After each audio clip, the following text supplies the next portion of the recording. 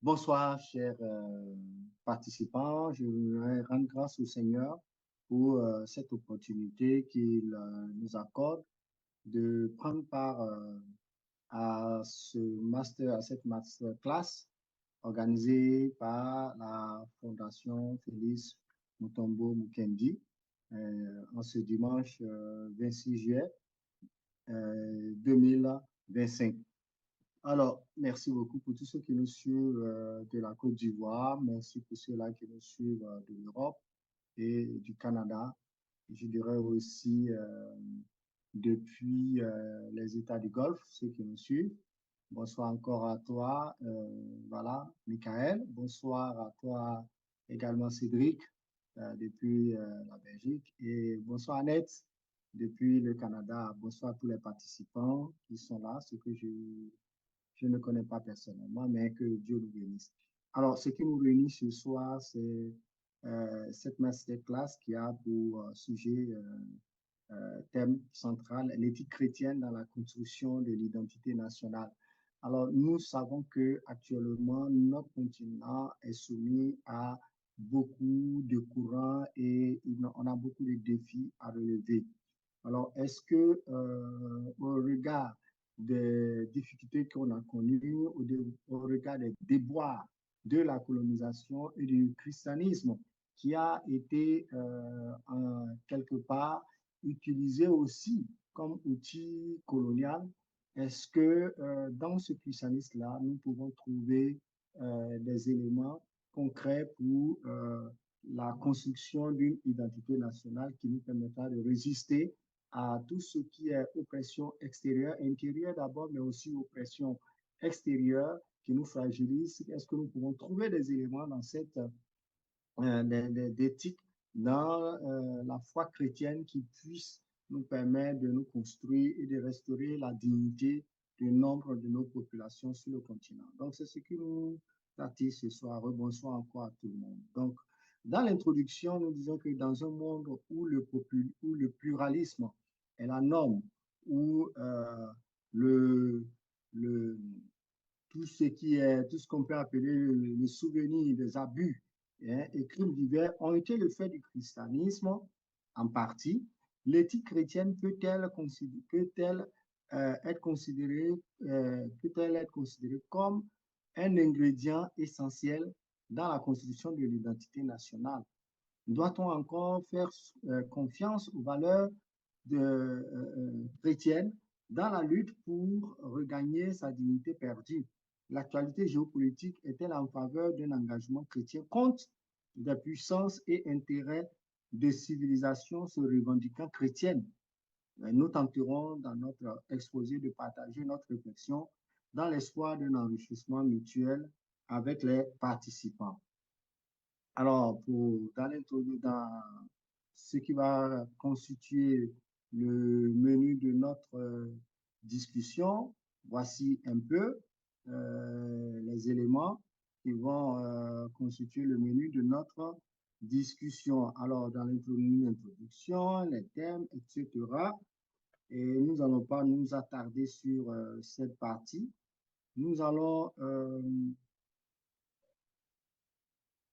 aller dans la définition des thèmes. Alors, déjà, il faut faire nos remarques importantes. On retrouve l'éthique dans les récits sacrés des peuples de l'Antiquité, entre autres l'Égypte et les autres Africains, en Égypte, chez les autres Africains, mais aussi en Mésopotamie, dont la Babylone, Canaan, Assyrie, Attique, dit chez les Hittites, etc., chez les Grecs, les Romains aussi, bien entendu. Donc, bien longtemps, disons, chez les Hittites, bien longtemps avant les Grecs et les modernes. Donc, le thème éthique vient du grec ethos, et ethos signifie morale, mœurs et coutumes. Donc, si nous, comme nous avons l'habitude de dire, nous avons nos coutumes africaines. Alors, est-ce que toutes nos coutumes sont en contradiction avec l'éthique du Christ, avec la foi chrétienne? Nous verrons dans la suite que ce n'est pas le cas et nous allons traiter et essayer de relever certains aspects. Donc, l'éthique est par conséquent la science des mœurs, la science de la morale, l'ensemble des conceptions morales de quelqu'un et d'un milieu. Le mot grec éthica ou ethos, hein, ou éthéos, selon que les gens voudraient bien le prononcer, désigne, ok, l'éthique avec une petite nuance pour le dernier mot, c'est-à-dire ethos. Dans l'entendement grec, éthica désigne, dérive de éthéos. Et hétéros signifie en particulier ce qui concerne le caractère.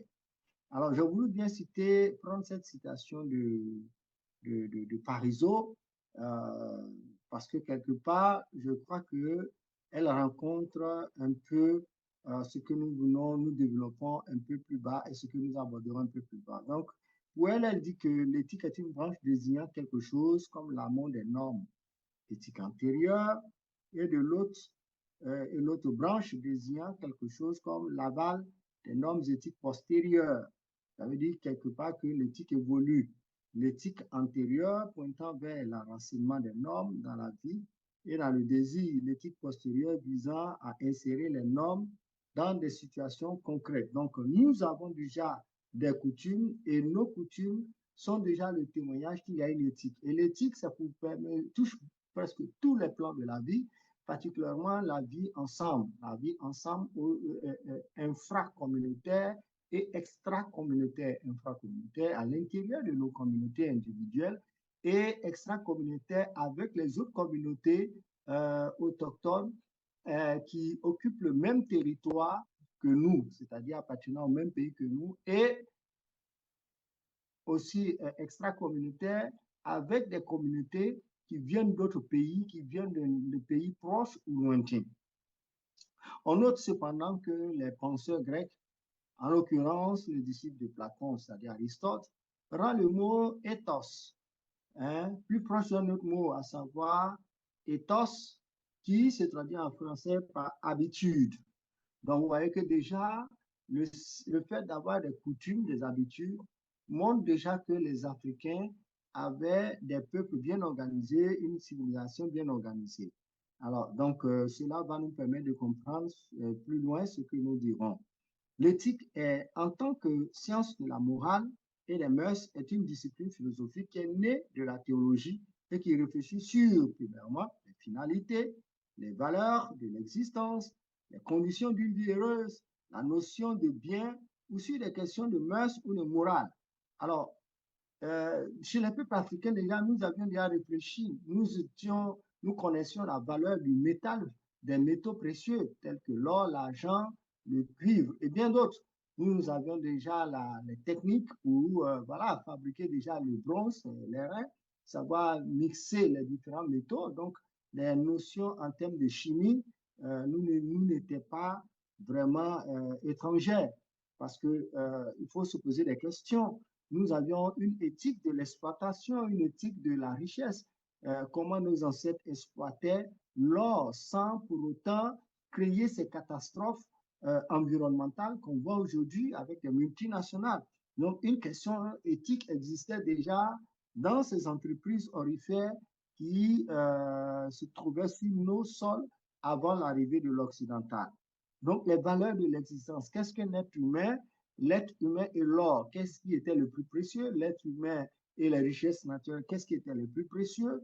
Déjà, dans nos coutumes, nous savons que l'homme était la valeur la plus sûre dans un environnement, dans une communauté, et que la communauté est transformée par l'homme. Pour cela, l'homme était éduqué pas seulement par les parents biologiques ou les parents directs de la personne, mais par toute la communauté également, parce que les valeurs, comment on appelle ça, la grandeur d'une communauté ne résidait pas seulement dans ces objets d'or et autres qu'elle possédait, mais bien plus dans les valeurs telles que la bravoure, la dignité, l'honneur. Donc, on se battait même, on a souvent l'habitude d'entendre cette expression, ne va pas nous ennuyer, il ne faut pas verser notre visage par terre, ou ne salit pas le nom de notre famille, où la famille est sacrée, la tribu est sacrée. Donc, ça pose déjà des bases éthiques solides.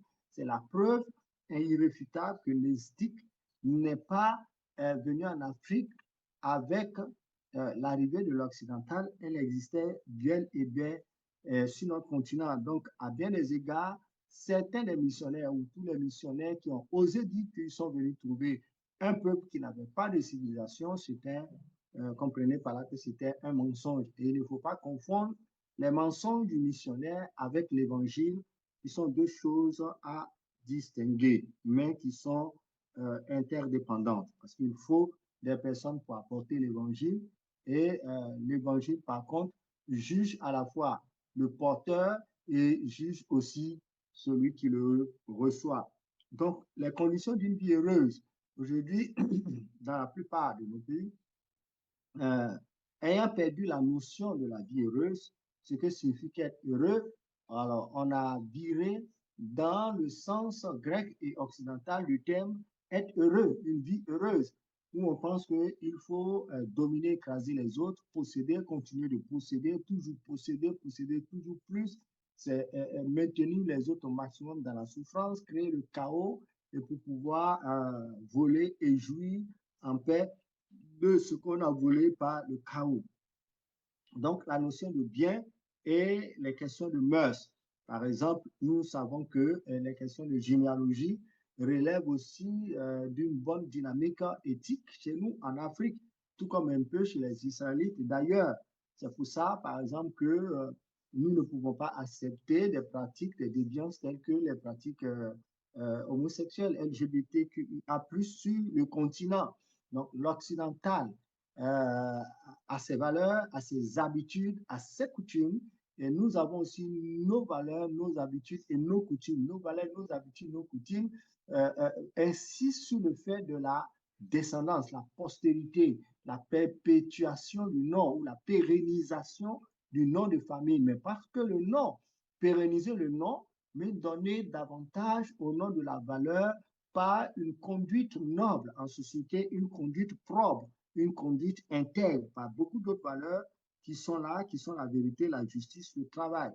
Donc, l'éthique est une branche de la philosophie, d'autres définitions de l'éthique, c'est une branche de la philosophie qui étudie les concepts de bien et de mal, ainsi que les principes moraux qui guident le comportement humain.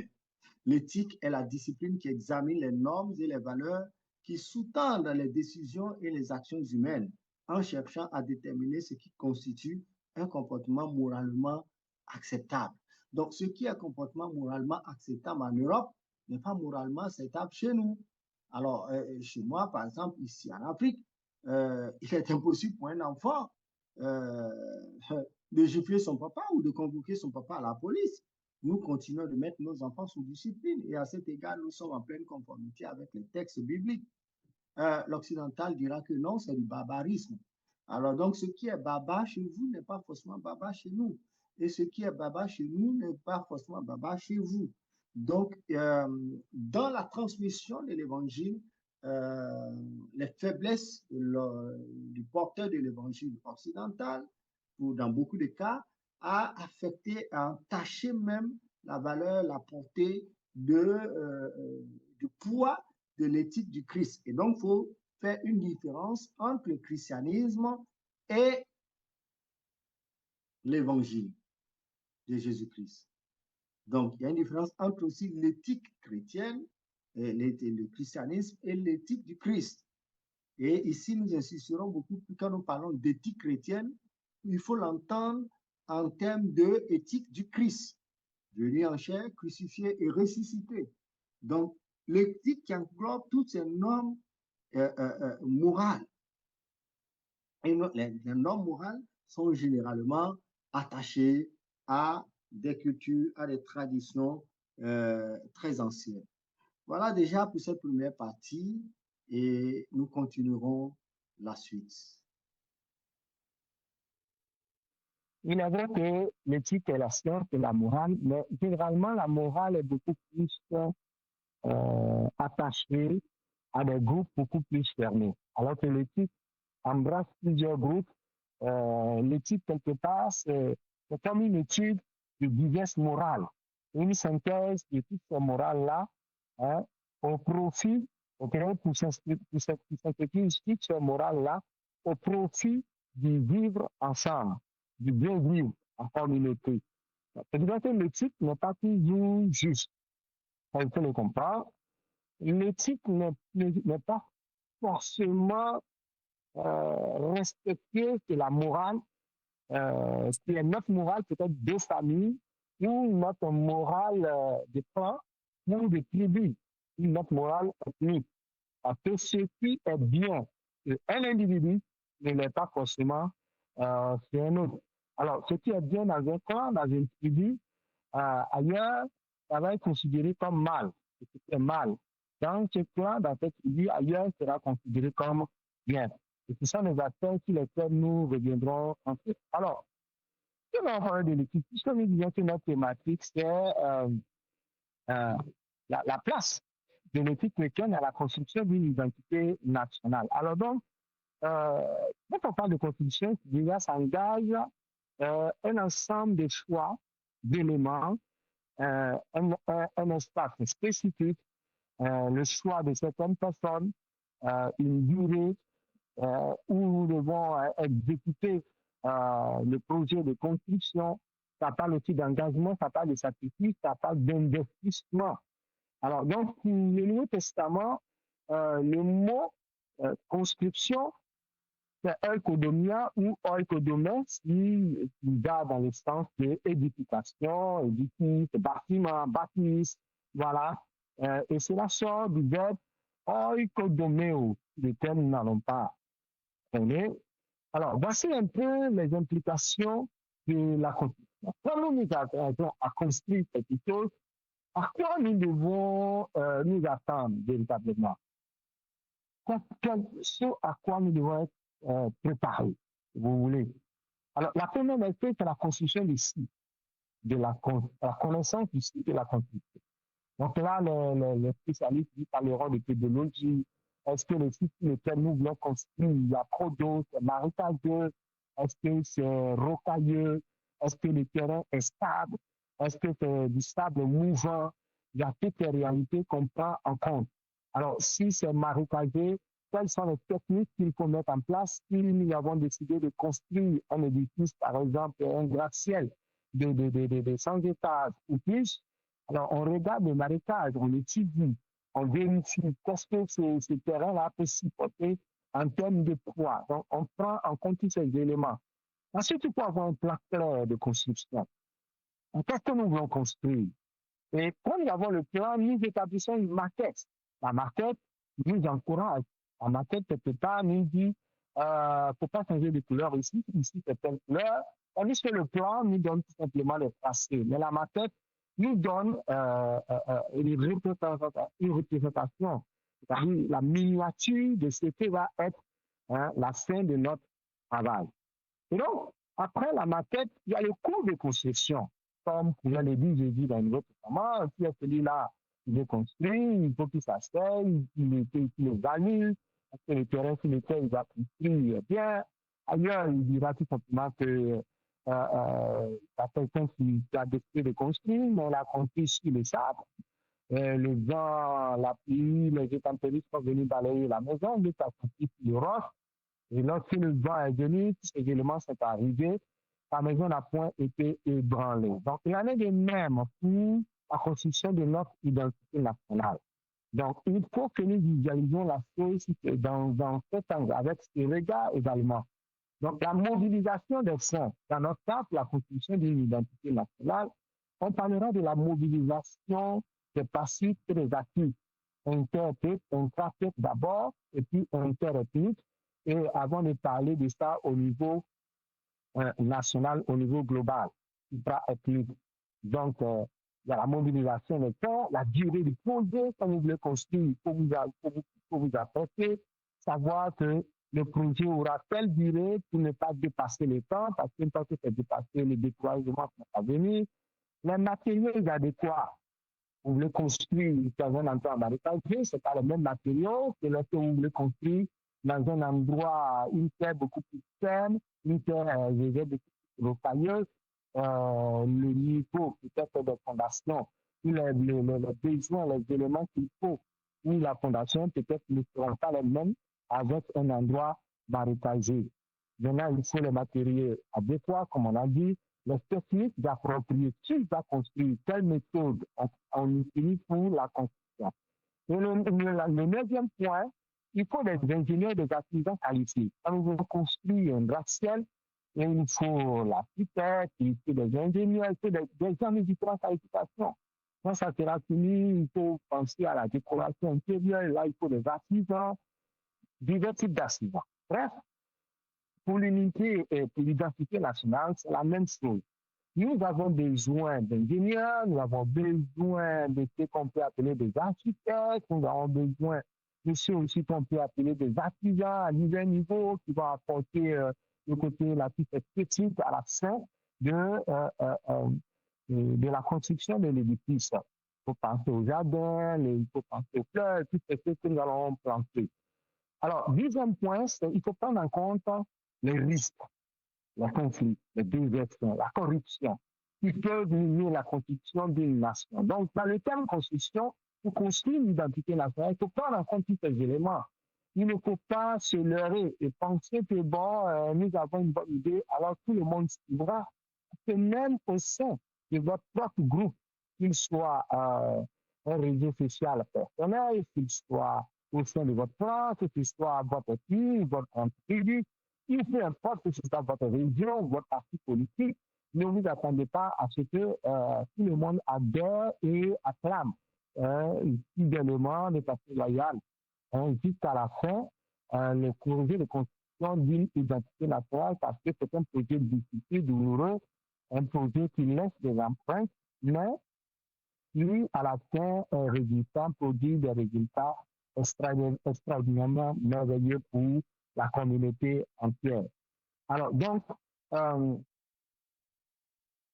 parlant de l'identité, la première définition commune qu'on a, on dit le caractère de ceci est un. Donc, un de ceci demeure identique. Même chose. Donc, identité, ce qui caractérise, si vous voulez, les éléments, des éléments spécifiques à un individu ou à une communauté de personnes. Donc, ou à une communauté, voilà ce qu'on peut mettre dans l'identité. Maintenant, dans l'identité nationale, qu'est-ce qu'on peut mettre dedans? La partie la plus forte d'une identité nationale, c'est le sentiment d'appartenir, la conscience d'être responsable envers sa communauté, envers le groupe auquel on s'identifie. Donc, quand on devient une identité nationale, le sentiment collectif d'appartenance à une nation, j'ai gardé cette définition, il y en a beaucoup, mais j'ai voulu garder cette définition-là parce que je pense qu'elle répond plus à ce que nous voulons dire de notre histoire. Donc, quand on parle d'identité nationale, il y a le sentiment collectif d'appartenir. Donc, tout le monde doit se sentir responsable de sa communauté et doit comprendre que sa communauté est plus au-dessus de toutes ses ambitions personnelles. Maintenant, il y a les éléments culturels, il y a les éléments de l'origine ethnique, la religion, la langue que nous parlons, mais il y a aussi les difficultés liées au vivre ensemble, parce que il faut reconnaître qu'avant l'arrivée de l'occidental, la plupart de nos royaumes, c'était des royaumes fermés. C'est vrai qu'il y avait des alliances interethniques, mais l'idée que nous devions vivre et partager des structures sociales n'était pas aussi développée. Développée à l'intérieur, mais pas de façon supra-ethnique, non. Donc, l'identité nationale, avant l'arrivée de l'occidental, c'est d'abord une identité ethnique, une identité ethnique, une identité qui s'ouvre aux autres avec beaucoup de précautions, avec beaucoup de craintes parfois, et c'était incompréhensible parce qu'il y a la peur d'être phagocyté par d'autres groupes, la peur de disparaître par assimilation. Donc, il y a ce défi du multiculturalisme et cette dynamique du métissage qui est là aussi quand nous parlons d'identité nationale, où on met les métis, à qui ils appartiennent, et c'est ça la question qu'on se pose. Et cela revient régulièrement, notamment dans le cas des élections, et particulièrement l'élection à la magistrature suprême de nos différents États. Donc, quand on parle d'identité nationale, ce n'est pas une ouverture sans discernement, mais c'est une ouverture qui se fait avec prudence. L'identité nationale induit aussi une exclusion, ok? À la fois inclusion et exclusion de certains groupes de personnes. Parce que sans cela, on ne peut pas parler d'identité nationale. Donc, parler d'identité nationale, c'est aussi parler d'exclusion, c'est savoir assumer l'exclusion de certaines personnes. Et là, il faut maintenant, peut-être dans les questions, on va revenir sur la notion d'exclusion, qu'est-ce que nous mettons dans l'exclusion. Et donc, la nation, groupe humain, c'est ça qui caractérise au sein de son unité et la volonté de Dieu. Tout comme l'unité nationale, quand on parle de la notion de nation, il y a l'aspect du territoire, de l'histoire, de l'ancestralité, d'une certaine cosmogonie que nous verrons un peu plus loin, et puis l'objectivité dans la définition de ce qu'on peut appeler intérêt national. Donc, c'est-à-dire que quand on parle de nation, il y a un intérêt qui est supérieur. Maintenant, comment nous définissons cet intérêt-là? Cela importe beaucoup. Alors, une fois passé cette définition, je vais aborder ici très rapidement la question de l'éthique du Christ. La question de l'éthique du Christ et de l'éthique chrétienne. Est-ce que l'éthique chrétienne, c'est l'éthique du Christ? Parce que souvent, quand on parle d'éthique chrétienne, on a un regard directement sur la personne de Christ et on entend beaucoup de débats. Ce qui n'est pas faux, à certains égards, mais à bien d'autres égards, la question est intéressante quand on faut aller un peu plus loin pour ne pas confondre et semer le désordre dans nos consciences, dans les esprits. Donc, il y a une distinction qui est nécessaire. Alors, l'éthique du Christ repose sur sa philosophie. Et la philosophie du Christ, je l'ai souligné en 3 points. Et en partant de 2 textes du Nouveau Testament, Jean chapitre 3, verset 16, ensuite, Luc chapitre 10, le verset 25 jusqu'à 37. Alors, donc, quand on examine ces textes, l'autre, dans Luc 10, c'est la parabole du Samaritain, qui est communément connue comme parabole du bon Samaritain. Alors, donc, la philosophie du Christ, je la découpe en 3. Au regard des enseignements du Christ, au regard des enseignements des fameux historiques, des partisans du Christ et des adversaires du Christ, justes et non justes, j'en viens à tirer 3 aspects importants qui définissent la philosophie du Christ. 3 éléments importants. Premièrement, c'est que Dieu aime l'espèce humaine. C'est pourquoi Dieu a donné les hommes pour répartir sur des territoires. Puis, ces répartitions sont parfois arbitraires, c'est-à-dire que les guerres ont poussé les hommes à créer des espaces dans lesquels ils se trouvent en sécurité. Parfois aussi, ce sont des concurrents qui les ont obligés à vivre à l'intérieur de ces espaces. Alors, quand c'est pas de géographie des ressources, il dit que tout simplement, tous ont droit au bonheur au travers de ces textes-là. C'est-à-dire que par les ressources naturelles que nous avons le témoignage que cela, c'est un grand témoignage que Dieu nous aime. Il nous aime parce que nous avons des cours d'eau, nous avons des ressources halieutiques, donc des minéraux, etc., pour pas revenir. Nous connaissons bien. Donc, deuxième élément de la philosophie de Christ que je dégage, c'est qu'il place tous les humains sur le même pédestal. C'est-à-dire qu'il y a une égalité en termes d'humanité. Ça veut dire qu'il n'y a pas une humanité privilégiée et une humanité soumise, une humanité qui devra passer tout son temps dans la souffrance et les gémissements. Et le troisième élément qui est d'ordre soteriologique, c'est-à-dire qui concerne le salut, et que la venue de l'incarnation de Christ et sa mort génère un salut universel, un salut pour tous, qui n'exclut personne. Alors, donc, c'est défini que je suggère que tout simplement que le corps de Christ, notre communauté prophétique, est une communauté d'amour, de prévenance réciproque, une communauté d'action sanitaire, premièrement des gens du groupe, puis avec ceux qui n'appartiennent pas au groupe. Et c'est là où commence à se dessiner la philosophie et l'éthique du Christ. C'est-à-dire que l'éthique du Christ ne n'engage pas dans des actes d'amour et de bienfaisance uniquement avec sa communauté, mais en dehors de cette communauté de disciples. OK? Donc, deux éléments essentiels dans la philosophie du Christ. Et là, j'ai voulu regarder aussi ce que dit Frédéric Lenoir. Je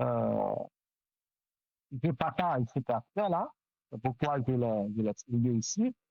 Il dit que le premier élément de la philosophie du Christ, c'est que être sauvé ne signifie pas pratiquer, ne sacrifier, mais être relié au Christ de manière directe.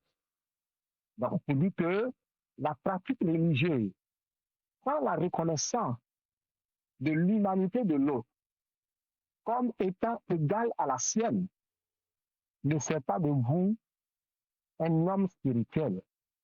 Donc, il ne vous connaît pas. Deuxième élément de cette philosophie que souligne Lenoir, c'est philosophique, dit que pour lui, c'est que ça réside dans un regard porté sur l'homme avec une profondeur universelle qui a posé les bases des grands principes d'éthique. Ceux-ci vont inspirer bien plus tard ce qu'on appellera les droits de l'homme. Et là, il parle, quand il dit que ça va inspirer les droits de l'homme, je considère qu'il parle tout simplement avec son regard occidental. Pour moi, je sais que dans la salle du Kouroukan, l'Empire du Mandingue au Mali, vraiment, il y a ce qu'on appelle déjà la Charte universelle des droits de l'homme, qu'on retrouve, je dirais, presque en intégralité, et je crois même mieux que ce que nous connaissons. Bref. Alors, les éléments concrets de l'éthique de Christ.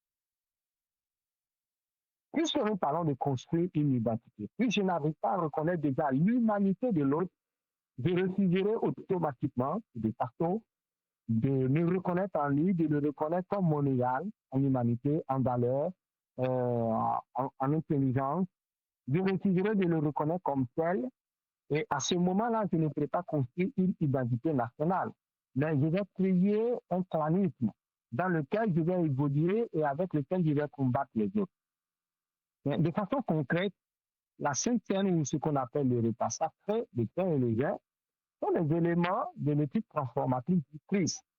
C'est-à-dire que l'éthique du Christ, au travers de la Sainte Seine, vous initie à une nouvelle vision du monde, une nouvelle vision de vous-même et une nouvelle vision de l'autre. C'est-à-dire que la considération de l'humanité de l'autre s'incarne dans l'axe de la Sainte Seine, le fait de manger le pain et de boire le vin, qui sont les actes initiatiques, manger sa chair et boire son sang. Donc, par consubstantiation, ils reviennent à la chair et au corps de Christ lui-même. Alors, cela devait nous interpeller. Mais pourquoi beaucoup de personnes vont à l'église, prennent la Sainte Seine et se livrent à des actes inhumains, des crimes contre l'humanité à travers la planète, notamment certaines régions de la planète, telles que les Occidentaux et bien d'autres personnes, et même sur le plan africain d'ailleurs, à l'intérieur de l'Afrique. Comment expliquer que des personnes qui ont partagé les mêmes repas sacrés et le lendemain, lors d'un génocide, ils se sont livrés à s'auto-détruire, à s'auto-détruire. Alors, ce sont des questions qu'on devrait aussi se poser. Je peux dire aussi que c'est valable dans nos cultures africaines avant l'arrivée de l'Occidental. Deuxième élément concret de l'éthique du Christ, c'est l'agapé. C'est-à-dire que le repas qui était partagé par la communauté des disciples. Lors de ces repas-là, les distinctions sociales disparaissaient. Maître, esclave, ça disparaissait.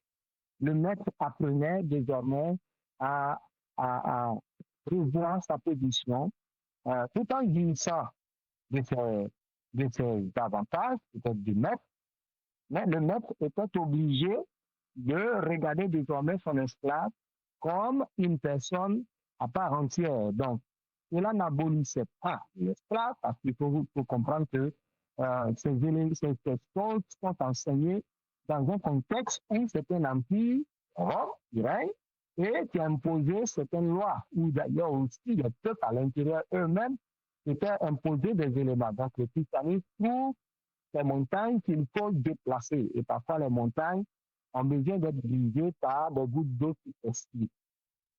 Bien. Donc, ces repas, c'était des rendez-vous d'unité et d'échange de l'humanité des participants à ce repas.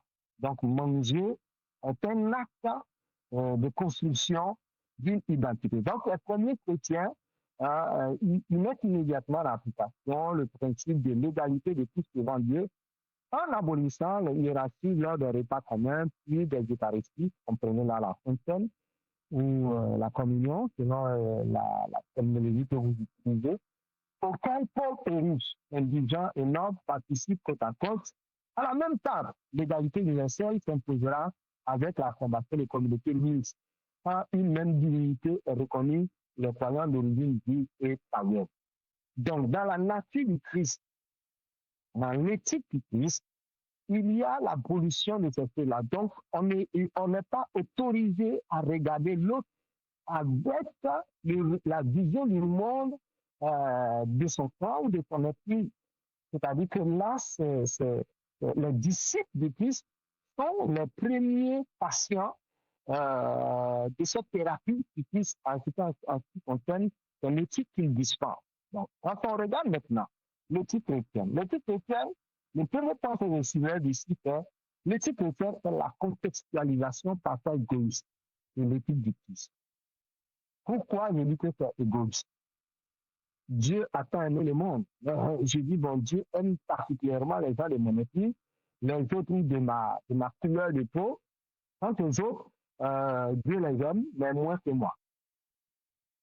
Alors, donc, si Dieu les aime moins que moi, et que je les considère comme des sujets, et que je considère leur lieu d'habitation comme une jungle, et que je dis que je ne les traiterai pas comme des humains, qui ont une humanité égale à la mienne.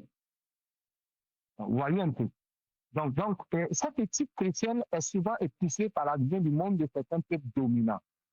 On a vu l'occidental, mais aussi même à l'intérieur de l'Afrique. Quand nous regardons l'histoire de l'implantation des missions en Afrique, les peuples chez qui les missionnaires sont arrivés en premier ont parfois tendance à mépriser, à minimiser les autres peuples qui se sont joints plus tard à l'Église. Donc, c'est comme s'ils se sentent un peu dans la peau de continuateurs, ok, de la sous-estimation de l'humanité des autres. Donc, cette éthique chrétienne est parfois infectée par les textes hégémoniques. Nous voulons être les plus puissants, nous organisons le chaos sur notre terre, et nous appelons ces terres-là des jeunes, et nous déclarons que chez nous, c'est chez nous que se trouve le paradis.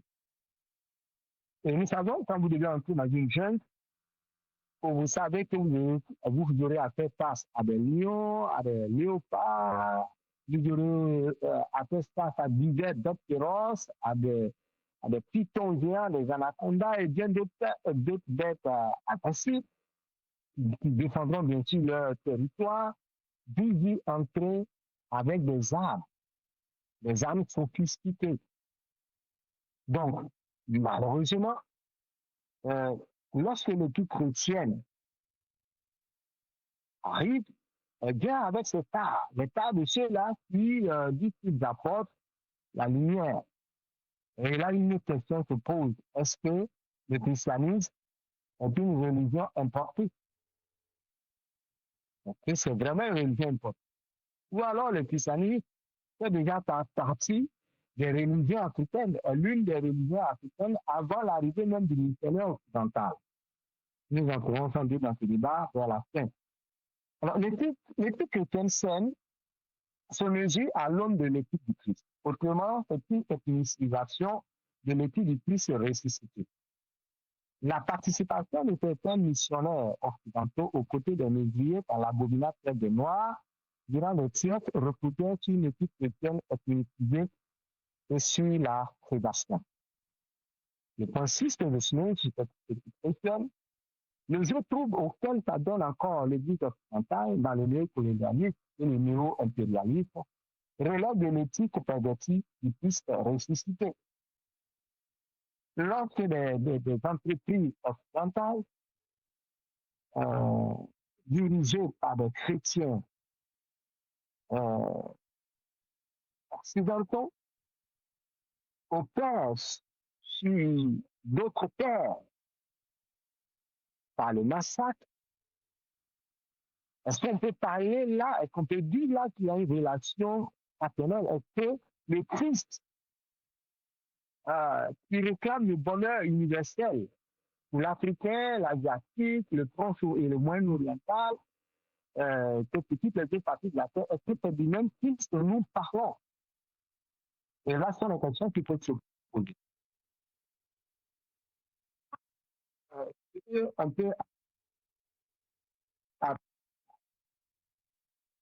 dans le pluralisme identitaire. Alors, pluralisme identitaire, ça veut dire que je suis de telle ethnie, l'autre est de telle autre ethnie, et l'autre là-bas de telle autre ethnie, moi je suis de telle couleur de peau, et l'autre il est de telle autre couleur de peau, moi je suis de telle croyance religieuse, moi je suis de telle croyance philosophique, et on y va, on y va. Alors, donc, on voit déjà ça, le pluralisme identitaire, l'éthique et les tensions dans l'équipe de Jésus et chez les apôtres après l'ascension du Christ. Alors, qu'est-ce qu'on remarque? Déjà, au sein des apôtres, la constitution des 12 apôtres, quand on lit les textes bibliques, on a l'impression que ça a été un jeu facile pour Jésus. Mais nous connaissons les tensions régionales entre la Galilée et la Judée, qui d'ailleurs se traduisent par certaines expressions vraiment humiliantes, telles que quelque chose de bon petit venu de Nazareth. Ce n'était pas juste une parole, c'était pas une parole amicale, une parole affective. Mais c'était déjà une discrimination. Ça révèle les tensions qu'il y avait déjà à l'intérieur du peuple juif lui-même.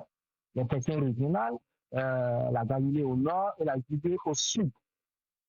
Ensuite, il faut regarder la nature complexe de l'église de Jésus-Christ et le travail des apôtres. Déjà, voilà, en christianisme, une grecque, une fille, une baba, une esclave, ni libre, ni homme, ni femme. Donc, tous ces détails-là révèlent clairement qu'il y a une tension dans l'équipe de 12, une tension identitaire, une tension ethnique au sein de l'Église née.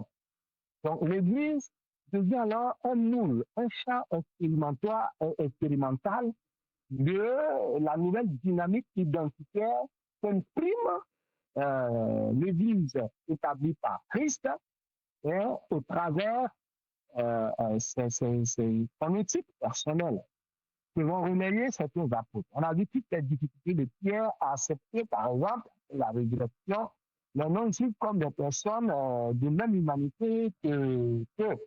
Et cela va se traduire d'ailleurs dans les actes des apôtres, chapitre 15, où on verra le premier concile de l'Église. Ça va tourner autour de est-ce que les non-juifs ont le même Saint-Esprit que nous? Est-ce que leur salut a la même valeur que les nôtres, etc., etc. Bon, bref, on le verra un peu plus tard pour ceux qui vont parler les deux. Alors, une identité nationale, c'est quel fondement éthique? Et là, je pose la question, pourquoi? Parce que cette identité nationale est une œuvre de tous, réalisable avec la volonté et l'engagement communautaire. Il faut qu'on reconnaisse qu'au sein de nos communautés africaines, à l'intérieur même de nos pays, qui sont soit divisés en clans, on reconnaît que cette identité-là, cette unité n'existe pas encore. Mais il y a des unités intérieures. Donc, il y a des forces d'identité de groupe. Il faut pouvoir passer de cette force-là, de ce cloisonnement identitaire à une identité nationale inscrite avec des valeurs qui reposent sur l'éthique. Donc, il faut être réaliste. Quand nous parlons de construire une identité nationale, il faut prévoir les solutions aux conflits d'intérêts à l'intérieur du pays, à l'intérieur de nos nations elles-mêmes, à l'intérieur de nos pays. Parce que dans beaucoup de cas, nous avons des États, mais des nations sortent, elles ne sont pas encore nombreuses. Elles existent peut-être très faiblement, et dans certains cas, pas du tout. Troisième point qu'il faut retenir, dans la construction d'une identité nationale, il y a euh, de comprendre que l'identité nationale forte est une menace, représente une menace pour certaines puissances dominantes, agonisantes, en déclin, et pour certaines puissances montantes. Puisque la construction d'une identité nationale reviendrait à avoir la même mise sur nos ressources naturelles, reviendrait à ne plus emprunter de l'argent auprès de certaines institutions, ou du moins à emprunter très peu, cela reviendrait aussi à ne plus être des consommateurs de certains marchés qui se veulent euh, universels. Puisque l'identité nationale forte dont nous affranchir en grande partie de la consommation de denrées que nous ne produisons pas. Donc, une identité nationale forte est donc une menace économique et financière, une menace culturelle pour des personnes qui pensent qu'elles doivent toujours dominer, elles et leurs descendants, dominer d'autres nations éternellement. Donc, construire une identité nationale revient à provoquer l'ire et la foudre de certaines entités. Bref, à l'intérieur d'ailleurs comme à l'extérieur. Des familles à l'intérieur qui pensent qu'elles doivent dominer toutes les autres familles du pays éternellement. Une identité forte représenterait soit locaux, une menace. Certaines fois, tenir compte des facteurs géopolitiques, les intérêts étrangers, bon, je viens de l'évoquer, les intérêts étrangers proches et éloignés, un pays africain proche, de voir dans la construction de l'identité, dans le projet de construire l'identité, de construction de l'identité nationale de son voisin, une menace. Surtout si ce pays vit du pillage et du vol, du recel des ressources volées de son voisin. Donc, il faut tenir compte de tous ces facteurs. Il ne faut pas rêver, il ne faut pas se dire que c'est ce que nous levons et puis allez hop, nous réalisons ce projet-là vraiment avec l'acclamation de tout le monde à l'intérieur et même à côté et encore un peu plus loin avec l'acclamation de certaines puissances internationales. Donc, dans la construction de l'identité nationale, on prend en compte la question de la cosmogonie et qui revient aussi dans l'élaboration de la vision du monde et qui entre en beaucoup dans l'élaboration de ce qu'on peut appeler l'identité nationale dans sa constitution. Voilà. Donc, la cosmogonie qui signifie la naissance du monde et dans tous les peuples, en Afrique et partout sur la Terre, il y a cette réalité, comment le monde a été créé, qui l'a créé, pourquoi on l'a créé, quel est le rôle des hommes, la place du Dieu créateur, qui est reconnu chez tous les peuples, un Dieu supérieur, mais aussi la place des dieux, la place des ancêtres qui sont partis, qui sont les éléments de cosmogonie qui reviennent même sur le plan politique dans ce qu'on peut appeler, les grandes puissances, les puissances occidentales. Pour qu'on commémore chaque fois la fin de telle ou telle guerre nationale ou bien que les gens ont décidé d'appeler mondiale, pourquoi est-ce qu'on commémore cela? Pourquoi est-ce que ça t'a rappelé la mémoire des ancêtres? Pourquoi est-ce que les gens ont créé le panthéon? Tous ces éléments sont là pour nous dire qu'il faut faire attention au discours de l'athéisme, qui est un faux discours à bien des égards. Parce que lorsque vous parlez du panthéon, ou lorsque vous parlez de la mémoire de tel, lorsqu'on se bat pour pérenniser la mémoire de tel penseur, de tel héros national, vous n'êtes plus dans l'athéisme. Il est déjà quelque part dans une profession de foi et dans une action de foi d'ailleurs. Voilà. Donc la Bible, bien que n'étant pas un manuel de science, formellement, énonce au moins une cosmogonie de type créationniste, Dieu accueilli. Donc la Bible, telle qu'il perçoit le cosmos sous la forme d'un immeuble à trois étages généralement, ce qu'on peut voir dans le livre du professeur Félix Mutombo, Mutombi, sur la politique africaine, elle disait de l'histoire, Vous pourrez lire là-bas à la page 37, vous allez trouver ces éléments-là. On peut lire l'édition La Matin 2011, page 37 et au-delà. Alors là, vous verrez qu'on discute beaucoup de ces éléments. Donc, de façon générale, la cosmogonie galactique est dans ce lien voir les cieux, la terre, les dieux et enfin l'enfer. Alors, ces définitions ne sont pas forcément acceptées par tous les peuples africains. Donc, la cosmogonie est un concept bien connu chez les peuples d'Afrique depuis des époques très éloignées. Donc, on n'a pas attendu que les Grecs nous créent des mots cosmos et puis goni et gonos pour pouvoir formuler ce mot. On a ce mot dans notre contexte que nous le disions déjà de façon différente selon les peuples. Alors, donc, c'est la partie de la cosmogonie qu'on a conçu nos croyances, mais également aussi nos philosophies morales, nos philosophies politiques. Notre éthique se construit autour de cette cosmogonie-là, qui nous a créé, nous les gens, d'autres vont dire on en est de telle entité, de tel serpent géant, ou de tel hippopotame, ou je ne sais pas, l'homme a été créé par là, nos ancêtres étaient ceci, notre ancêtre naturel, ainsi de suite. Donc, cela se voit également dans les éléments techniques ou aussi les éléments symboliques qu'on peut appeler des armoiries. Bref, on peut y voir ça dedans. Alors, donc, puis, pour les Africains, nous en fait, on peut dire qu'il y a une existence physique et une existence spirituelle. Évidemment, les ancêtres ne pensent pas dans le ciel en bas, ni dans l'état supérieur, dans le ciel, pour certains peuples d'Africains. Ben, mon travail de recherche, notamment en ce qui concerne l'eschatologie, au regard biblique, a été par les résultats donnés par ce que j'ai donné sur certains peuples africains. On croyait également qu'après la mort, il y a un endroit de félicité où les ancêtres accueillent ceux de leurs descendants qui seraient conduits de façon noble.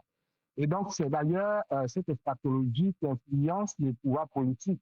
Donc, la fixée du roi est également influencée par cette eschatologie-là. Mais bon, elle n'est pas notre sujet, mais quand nous parlons de la cosmogonie, c'est là fait partie.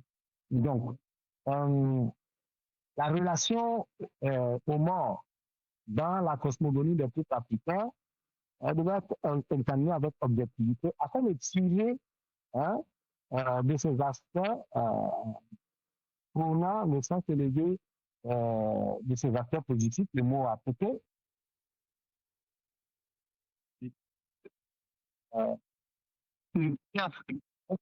devra tenir compte de ça. Donc, est-ce que dans la pensée ancestrale, dans l'idée, la relation aux morts, aux ancêtres, qu'est-ce qu'on peut tirer?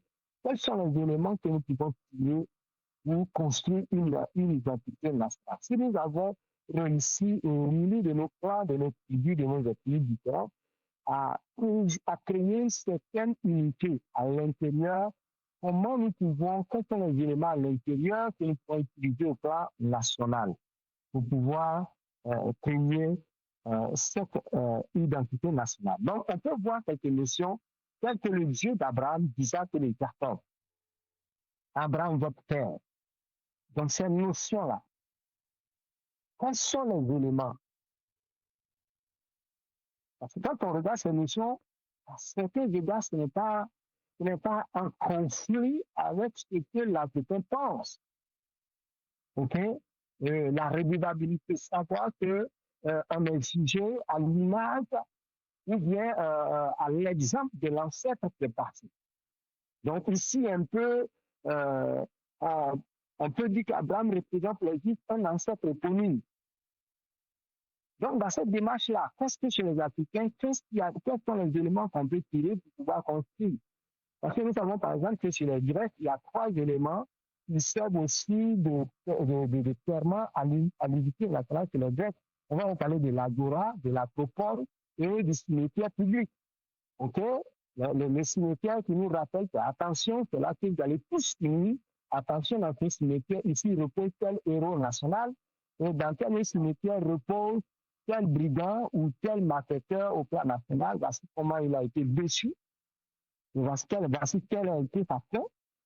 L'agora signifie comprendre tout simplement, et l'agora, généralement dans certains endroits, les Grecs mettaient le cimetière entre l'agora, c'est-à-dire le marché public, et l'acropole, là où ils trouvaient le temple des dieux, mais aussi quelque part où ils prenaient les grandes décisions. Et il y a le cimetière au milieu. Donc, quel est le langage? Que signifie pour nous un cimetière? Et quelles sont les interpellations? Que nous enseigne la vie d'un cimetière, le souvenir des ancêtres? Qu'est-ce que ça nous dit? Donc, on retrouve certains de ces éléments de l'étude du Christ dans la cosmogonie africaine et ailleurs. L'idée d'une résurrection, l'idée d'être d'une union, le sein d'Abraham, ce discours biblique ou cet élément dans l'évangile de Luc, qu'est-ce que ça nous enseigne? Voilà. On nous dira ailleurs que, bon, tel roi, il a bien gouverné et on l'a enterré dans l'intimité des rois. Tel autre roi, il n'a pas marché, il n'a pas marché dans les voies de David, son père. Et parfois, quand vous calculez, il avait 200 ans d'état entre le roi et la personne biblique de David. On se pose alors des questions. Alors, donc l'idée, c'est-à-dire que l'eschatologie influence alors depuis l'époque de Péron testamentaire la conduite des rois. Et cela aussi nous interpelle d'ailleurs dans le Nouveau Testament. Bref. Alors donc il s'avère ici de plusieurs à l'intérieur les éléments cosmogoniques concordants avec les enseignements de Christ et susceptibles de contribuer à l'édification d'une identité nationale solide et sans cesse enrichie. J'arrive à la conclusion, l'équipe chrétienne solidement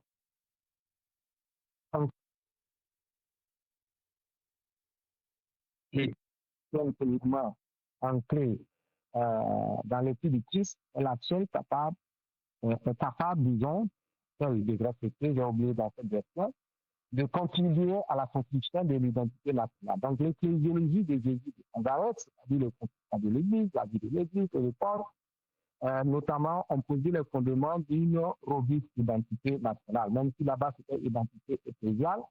Mais il faut comprendre que le travail réussi à petite échelle se réussit aussi donne de l'espoir, donne des encouragements pour réussir à grande échelle. Donc, les études endogènes des peuples d'Afrique, une fois émondées de leur théorie et décloisonnées, seront une énorme bénédiction dans les luttes pour la restauration de la dignité et du droit à la prospérité que leur reconnaît l'équipe précise.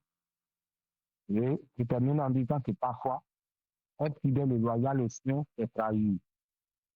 De même, trahissent les siens s'avèrent parfois la voie vers la construction d'une identité nationale forte et génératrice de bonheur en main. Merci de votre attention, de votre participation qui a rendu ce moment riche. Merci.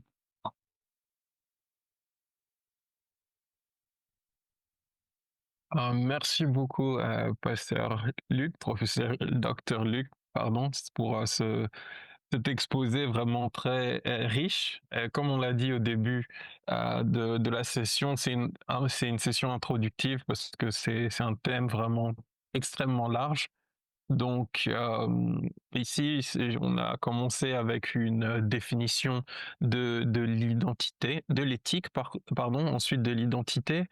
Je pense qu'on a apprécié aussi la distinction entre éthique chrétienne et éthique du Christ, et pour finir et avoir un contexte beaucoup plus africain avec des éléments de cosmogonie africaine, et puis cet élément de voir comment l'éthique peut aider, l'éthique du Christ peut aider les nations, la construction des nations africaines. Ici, c'était beaucoup plus spécifique au niveau africain, mais de manière générale, l'importance de l'éthique du Christ. Donc encore merci beaucoup pour cet exposé. Et avant de passer aux questions, on va juste vous présenter rapidement certaines des activités de la Fondation, mais également des livres, des ouvrages, dont ceux du professeur Luc Elomont.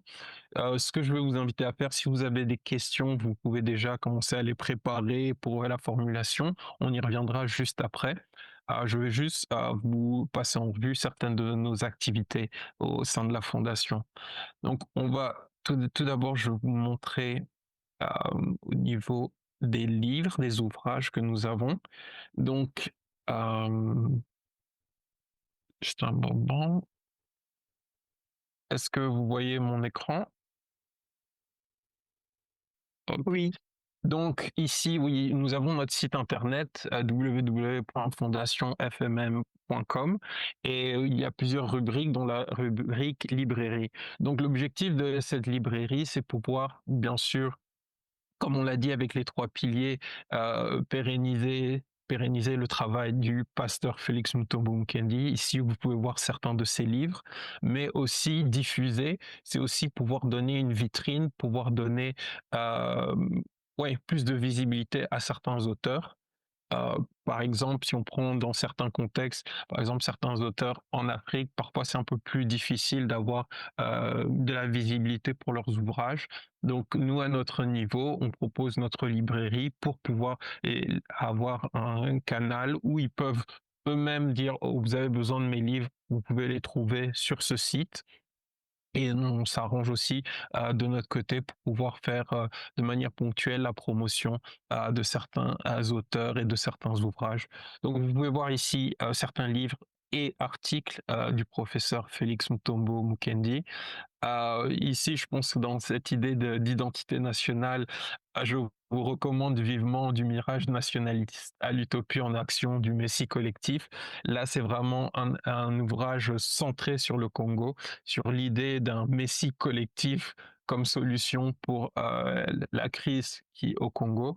Mais vous trouvez aussi des ouvrages de théologie politique africaine ou bien des ouvrages plus de théologie comme le Fils de l'homme apocalyptique, ainsi que des articles. Ceux-ci sont aussi assez orientés au niveau plus politique et d'autres livres que vous pourrez trouver sur le site. Je vous montre aussi les ouvrages qui sont présents sur le site, mais je pense qu'il en a encore d'autres du docteur Luc Elomon. Ici, vous pouvez voir Chronique de coup d'État, volume 1 et 2. Donc là, on est vraiment au fond de la politique, consignes de vote et prophétisme et conseil d'État. Donc ces livres sont disponibles sur le site. Vous pouvez les avoir en version téléchargeable, ou je pense que vous pouvez contacter aussi le professeur Luc si bon, si vous êtes en Côte d'Ivoire ou de les alentours, peut-être qu'il pourra aussi s'arranger pour l'envoi directement de version papier. À côté de ça, nous avons aussi, dans notre idée de diffuser et aussi de vulgarisation, nous avons une rubrique articles où nous avons plusieurs articles d'auteurs, dont le docteur Luc qui a écrit plusieurs articles que vous pouvez trouver ici, des thèmes vraiment variés, mais toujours avec ce trait avec la théologie politique et aussi avec cette idée d'avoir une action, l'appel à l'action. C'est pas seulement on étudie de nouveaux thèmes compliqués, mais c'est aussi de voir comment ces articles, cette connaissance peut nous aider dans notre quotidien pour être transformés, pour transformer la cité. Donc, ouais, vous voyez plusieurs articles. Je vous invite vraiment à jeter un coup d'œil. Et enfin, nous avons aussi instant, ouais. Oui, aussi des projets. Comme nous avons mentionné, le troisième pilier de la fondation, c'est la foi en action. Donc ici, vous pouvez voir, c'est l'école Miel du Rocher à Kinshasa que nous soutenons. L'idée, c'est vraiment de pouvoir équiper cette école pour qu'elle puisse vraiment être plus autonome, mais aussi avoir y apporter plus un développement entre guillemets plus technologique, donner accès, que ce soit accès à plus de connaissances ou à des outils informatiques pour l'école. L'école qui à la base, c'était le projet du pasteur Chimasa qui vraiment a eu à cœur de commencer cette école et de permettre à des enfants défavorisés, des enfants, des orphelins, de pouvoir aussi joindre cette école pour avoir une éducation. Donc, c'est un système interne qui permet de couvrir les frais pour les orphelins, mais aussi pour ceux qui ont les parents qui peuvent subvenir.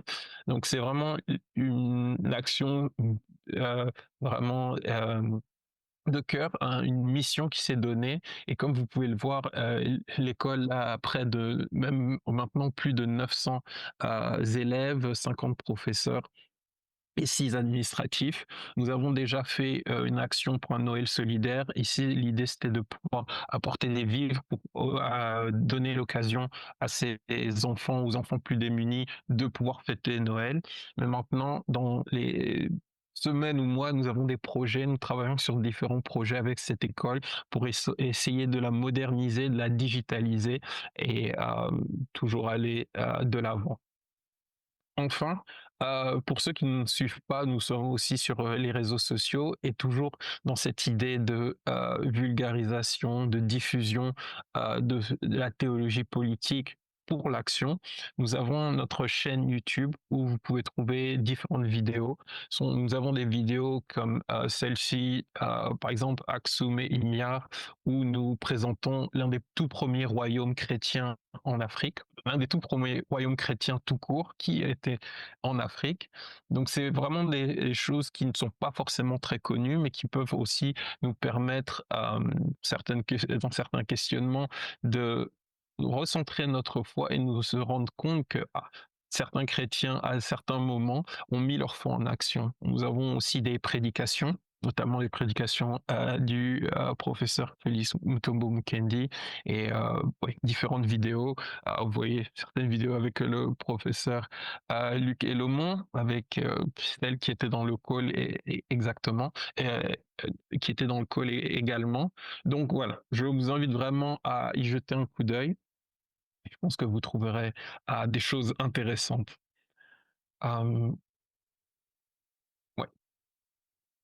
Si il n'y a pas d'autres choses, on peut passer peut-être aux questions. Donc au niveau des questions, je pense qu'on peut le faire de manière assez spontanée. Donc si vous avez une question, vous pouvez unmute, enfin, votre micro, vous présenter et poser votre question au professeur Luc Elom.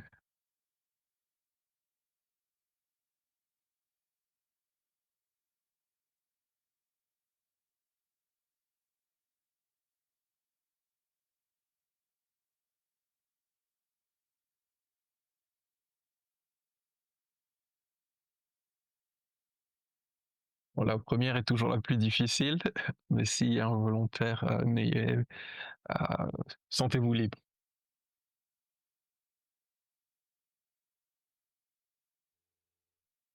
Oui, bon, si personne se dévoue, je propose de poser quelques petites questions, le temps à chacun de réfléchir à une question que vous auriez envie de poser. Oui, peut-être je me présente, Cédric Mutombo. Donc, je suis également un des cofondateurs de la fondation. Désolé, ma caméra ne fonctionne pas. Petit problème technique. Vous aurez l'occasion d'admirer mon beau visage une autre fois. Mais pour ce soir, malheureusement, on va faire sans. Alors, encore une fois, très cher professeur, je vous remercie, je te remercie pour cette présentation qui était vraiment intéressante et enrichissante. On a noté quelques questions. On va peut-être pas toutes les poser d'affilée, mais dans un premier temps, bon voilà, je te pose une première question. Est-ce que tu pourrais donner un cas pratique où l'éthique du Christ a aidé une nation dans une crise identitaire? Ok, merci beaucoup. Alors, on a tellement de pratiques, mais bon, je prends le dernier duquel j'ai travaillé. Il y a au 19e, 20e siècle, 1907, il y a eu l'Afrique ici, un homme de Dieu, le Nigérian, Samuel Ajayi Fletcher, lui disait, justement, lorsqu'il a commencé sa mission d'évangélisation, les peuples dans le delta du Nigeria. Alors, donc, les peuples était seulement à couper tiré avant qu'il ne vienne. Mais c'est avec son travail de missionnaire, son travail d'implantation de l'Église, qu'il a réussi à faire asseoir de côte à côte. Il a réussi à faire asseoir côte à côte. Et dans la paix, les gens de différentes ethnies qui sont chrétiens, qui sont chrétiens. Et d'ailleurs, il est reconnu comme pratiquement le père de ce qu'on peut appeler depuis on appelle la République du Nigeria. Autour de lui, que ce soit le spectre religieux musulman, non, les chrétiens au sud et les non-chrétiens, tout le monde s'est reconnu en lui. Donc, le travail missionnaire qu'il a accompli, avec la traduction des documents, avec la mise d'entreprises, de production, d'agriculture, d'ateliers et autres, ça a pacifié une région que même les colons britanniques n'arrivaient pas à pacifier. Je vous invite à aussi regarder le très intéressant livre de Corbett, qui a écrit sur cet homme de Dieu africain, laquelle Samuel Ajayi. Donc ça, c'est un exemple très pratique. Et nous avons aussi beaucoup de détails. Mais je voudrais m'arrêter à cet exemple. Donc c'est possible, voilà.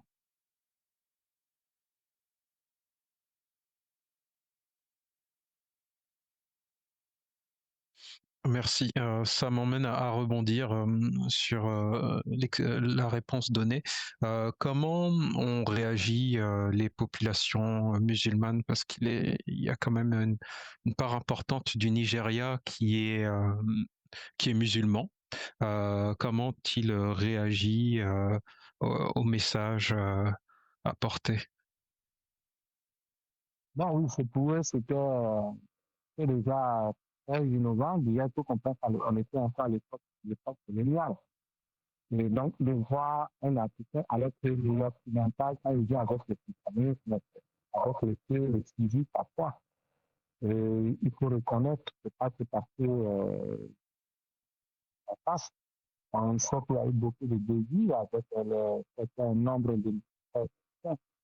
Mais le fait qu'ils viennent et qu'ils arrivent à pacifier, à briser les ponts, à amener les anciens violeurs, les anciens assassins, les anciens bandits de grands chemins, musulmans et non musulmans, à devenir des citoyens honnêtes. Ça fait même que le sultan de Kano, cet musulman, s'était levé contre les Britanniques lorsqu'ils ont décidé de démettre Ajayi Crowther, tout simplement parce que eux, dans leur mission, ils n'acceptaient pas que cette population-là ne parle que d'une seule langue. Et donc, pour ça, ils ont voulu le démettre, mais c'est le sultan musulman qui a dit non, non, il ne peut pas démettre notre pasteur. Vous voyez qu'un chef musulman se lève pour appeler un pasteur notre pasteur. Et il allait jusqu'à dire que maintenant, en tentant d'humilier Ajayi Crowther, c'était aussi, ça revenait à humilier toute la nature, tous les peuples du Nigeria. Et donc, vous voyez un peu la réaction. C'est-à-dire que dans le fond, nous sommes dans des pays, dans des contextes évolués où on ne peut pas imposer une religion à quelqu'un. On vit nos constitutions, on vit les questions de liberté de religion, d'association, de conscience, de tout. On ne peut pas imposer quelque chose à quelqu'un, mais on dit que dans le fond, il y a encore dans l'Africain des éléments très prometteurs en ce qui concerne la pacification de notre continent et surtout en termes de construction d'identité-là. C'est un peu ce que je dis. Donc la réaction était très bonne de la part des musulmans qui ont défendu vaillamment le pasteur lorsque les Britanniques ont voulu l'éliminer. Mmh. Ok, merci. Bon, je renouvelle l'appel. Si d'autres personnes ont une question qu'ils souhaiteraient poser, je vous en prie. Vous avez la possibilité, bon, c'est pas le cas ici, hein, mais si vous étiez nombreux à vouloir poser des questions, vous pouvez toujours cliquez sur l'option réagir et puis levez la main, ou bien si jamais vous avez des soucis de micro, n'hésitez pas à poser la question directement dans le chat, je la lirai pour vous. En attendant, j'ai une autre question à poser. Quelle réponse donner à certains mouvements afrocentristes, voire carrément kémites ou kamites, ça dépend comment les gens ont envie de prononcer la chose. Donc ces mouvements qui rejettent l'éthique chrétienne pour la construction des nations africaines. Oui, et après je prendrai la question de Monsieur Paul Kakou. Déjà, il faut comprendre que on est dans un faux débat, que moi je considère comme un faux débat, puisqu'on ne peut pas vouloir une chose de son contraire. Nous ne sommes plus à l'époque au début où nous vivions un royaume, vous voulez même déjà en France, on peut dire il y a un royaume. Nous ne sommes plus à cette époque. Nous vivons une période où nous partageons les infrastructures sociales, telles que les maternités, les hôpitaux, les écoles, bon, et bien d'autres choses, les marchés. Mais il serait malhonnête de notre part de ne pas reconnaître qu'avant l'arrivée de l'homme blanc, on savait que nous avions nos frontières, donc il existait une certaine géopolitique sur le continent. Et puis, il y avait les interdictions, par exemple, matrimoniales. Par exemple, même à l'intérieur d'une même pays, il était formellement interdit à certains temps d'épouser les gens de tel autre temps. Et nous le savons, il y avait même des interdits qui vont plus loin. C'est-à-dire de ne même pas s'asseoir sur le même mobilier sur lequel les gens de l'autre plan, du plan rival, du plan indexé, s'étaient assis. Il y a dans des cas, ça allait plus loin. Il ne faut même pas donner à boire. Il ne faut même pas prononcer leur nom. Et ce que je dis, je continue de travailler sur le continent. Je vais dans d'autres pays et je donne les travaux de recherche, les travaux de groupe à mes étudiants. Et on a les résultats sur ça. Jusqu'à présent, comment comprendre qu'en 2025, il y a encore dans certains pays où les gens réclament la démocratie à fine et à corps, on n'a pas encore des gens qui disent clairement que même au sein de l'Église, c'est comment c'est ça dans la culture, dans l'Église.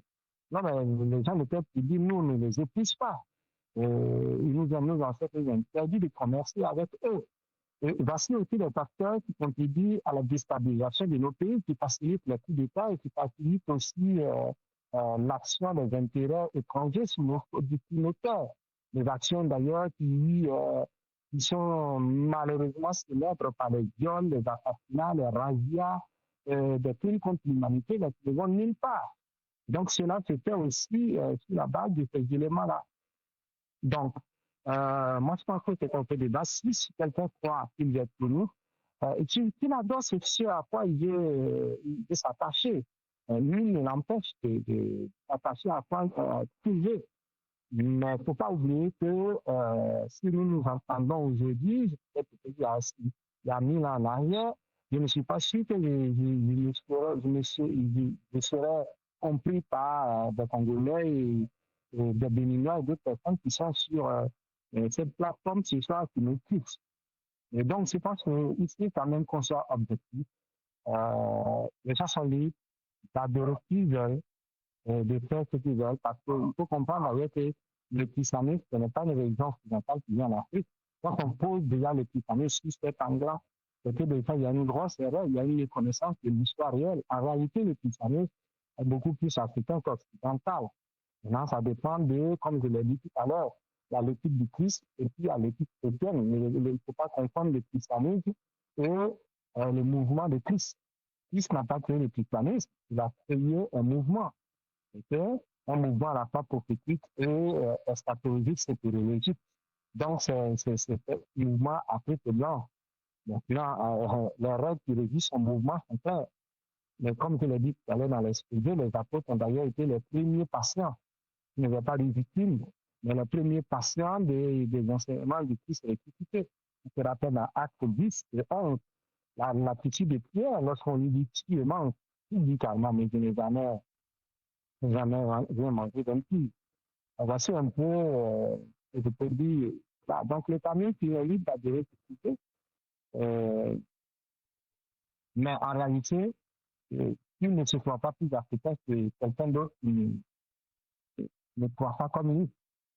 Parce que le libre, mais aller jusqu'à dire que tu crois en d'autres choses, tu adores d'autres choses, d'autres croyances, d'autres aussi, une autre éthique, que ce sont des traites, je ne pense pas.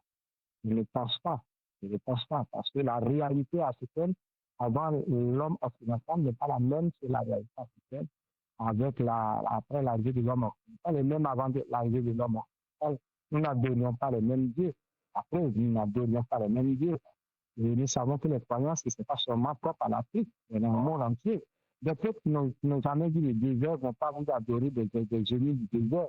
Non, ils sont dans la forêt, ils vont vous parler des dieux de la forêt, le dieu de tel rivière, de telle chose, ainsi de suite. Donc, déjà qu'il n'y avait pas une uniformité théologique sur le continent avant l'arrivée de l'homme. Donc, voilà ce que je peux dire pour répondre à ça. Merci, c'était vraiment très clair et je vois que d'autres personnes ont levé la main pour poser des questions. Je vais d'abord commencer par la première main levée que j'ai pu voir. Monsieur Paul Kakou, si vous pouvez ouvrir votre micro, vous présenter brièvement et poser une question au professeur. Ok, merci. Je suis Paul Kakou. Comme vous le voyez si bien, je suis de la Côte d'Ivoire. Je suis étudiant pasteur à l'UTSDF Abidjan.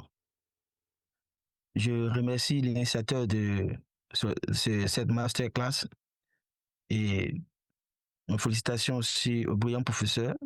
Mes félicitations aussi au docteur Luc Element qui a vraiment donné un exposé luminaire rempli de richesses, de connaissances sur ce sujet. J'avoue que j'ai beaucoup appris. J'ai beaucoup appris. Et comme la session des questions a été ouverte, je voudrais poser une question concernant l'éthique chrétienne. Et en Côte d'Ivoire, j'ai personnellement constaté, bon, pas seulement en Côte d'Ivoire, mais comme je suis en Côte d'Ivoire, je vais qu'ajuster sur mon pays. J'ai constaté que chaque fois que nous approchons des élections présidentielles, bon, n'importe quelle élection, mais la majeure, c'est la présidentielle, nous constatons une vague de prophétisme où des fois certains pasteurs évangéliques donnent des prophéties et parfois nous voyons que ces prophéties ont des cibles identitaires. Et la première fois que ça s'est passé, c'est sur ce fond identitaire des prophéties qu'il y a eu beaucoup de désagréments dans le pays. Certains musulmans se sont vus ciblés et ça a été comme un fond de division, un fond de mésentente dans la société et puis ça a créé une crise très profonde qui a laissé beaucoup de cicatrices aujourd'hui.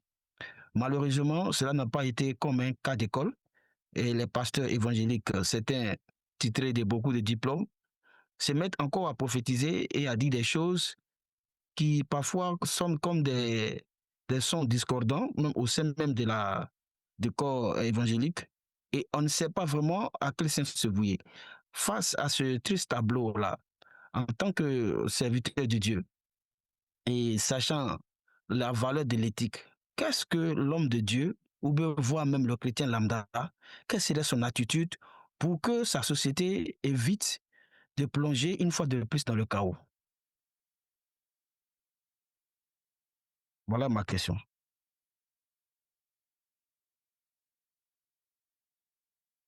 Ok, merci beaucoup,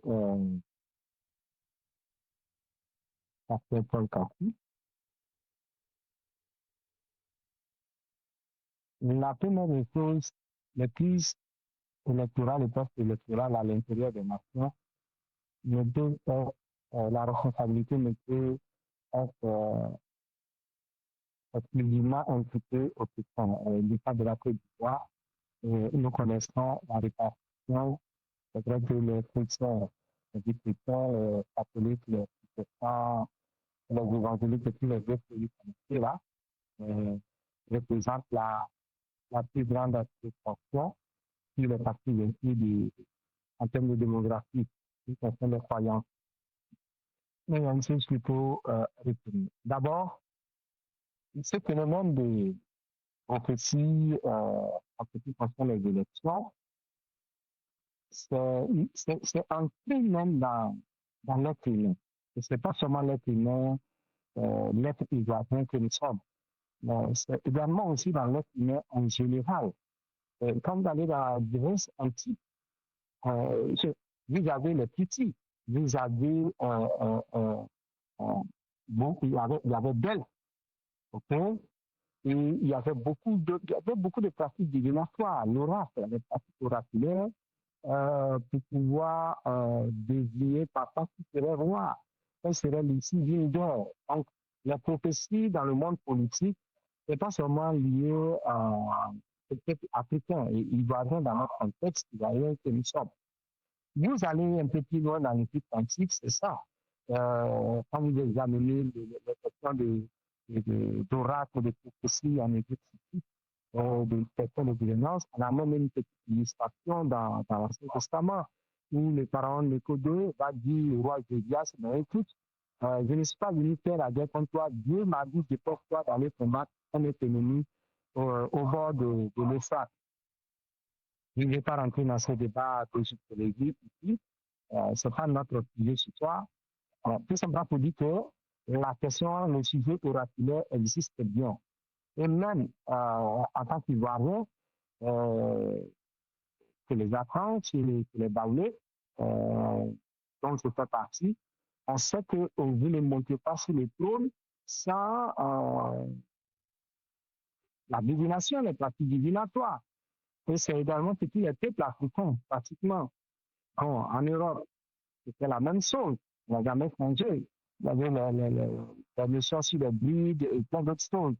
Bref, tu dis que ça n'a jamais changé. Et je vous recommande un livre on pas des noms, c'est l'Igimel. Le titre de l'ouvrage, c'est Sorcellerie dans la République. Alors là, mais quand vous lisez le livre, vous tombez par terre, vous êtes étonné de voir comment le chef d'État français, des grands hommes politiques du Parlement, du Sénat français, sont venus, on dit régulièrement, nous-mêmes parfois, ils empruntent parfois les marabouts de certains chefs d'État africains, des voyants, des titulaires de certains chefs d'État africains. Bon, mon mémoire de matière était sur les prophéties en fait d'État, au livre qu'on nous a présenté tout à l'heure. Là, je parlais du rôle du prophète dans le champ politique. C'est pas qu'il y a mes vidéos sur la plateforme de la Fondation où je parlais du rôle du prophète dans la société. Donc, c'est pour dire tout simplement que vous ne pouvez pas interdire aux gens de s'attacher. On est conscient que le monde politique est dépendant d'un monde spirituel. Et l'oracle, la prophétie, est au cœur du champ politique. Maintenant, c'est une question d'éthique.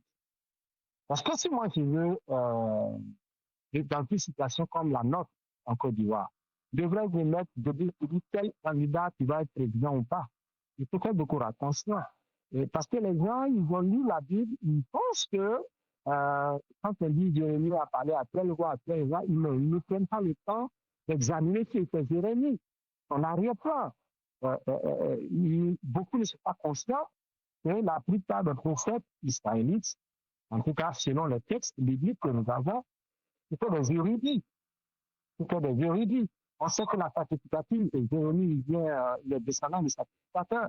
Et nous savons bien que les sacrificateurs, entre les mains que reposait l'autorité suprême en ce qui concerne ce que nous appelons aujourd'hui l'équivalent de notre Cour suprême et notre Cour constitutionnelle. Et que quand tu es roi, il y a 3 personnes importantes qui doivent adouber, qu'on doit voir pour légitimer, ton pouvoir royal, légitimer et légaliser aussi à la fois. Les la loi, mais que de la loi, dans la loi dans laquelle il constitue aussi la base de ce qu'on peut appeler constitution. Et il y a d'abord les secrétaires. Deuxièmement, le chef d'état-major, chef des armées qui doit être présent. Et la 3e personne qu'on ne devait surtout pas manquer de voir avant de valider que quelqu'un est roi en Israël, biblique, c'est le prophète. C'est le prophète. Donc, ce sont des éléments qui sont un peu partout. Vous allez dans l'Empire babylonien, la même chose. Vous allez dans l'Empire égyptien, c'est la même chose. Seulement, c'est une question de comprendre que on ne gouverne pas un pays avec des prophéties. Non. On gouverne un pays objectivement. Okay? Les prophètes qui ont parlé à des rois, c'était des gens instruits. Ils étaient instruits en toute façon de politique, diplomatie, géopolitique.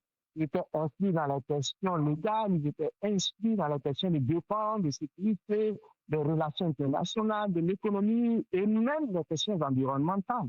C'était des gens hyper instruits. Donc, je pense qu'il faut tout simplement ramener ces personnes à s'asseoir et à se faire former. D'ailleurs, ce qu'on ne comprend pas aussi, c'est que nos grands-parents, qui, pour beaucoup, avant de prendre le roi, on faisait appel au dédain, on faisait appel à la consultation, est-ce que les ancêtres sont d'accord, etc.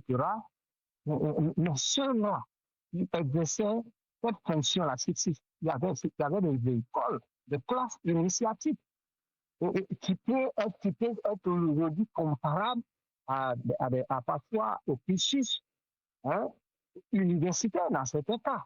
Quand vous examinez bien les relations entre l'oracle et le pouvoir africain, quand vous évaluez un peu l'idée, quand vous essayez d'évaluer un peu ce qu'ils apprenaient de ce qui suite, donc ça fait, vous vous rendez compte de la passion, mais c'était aussi une haute inscription.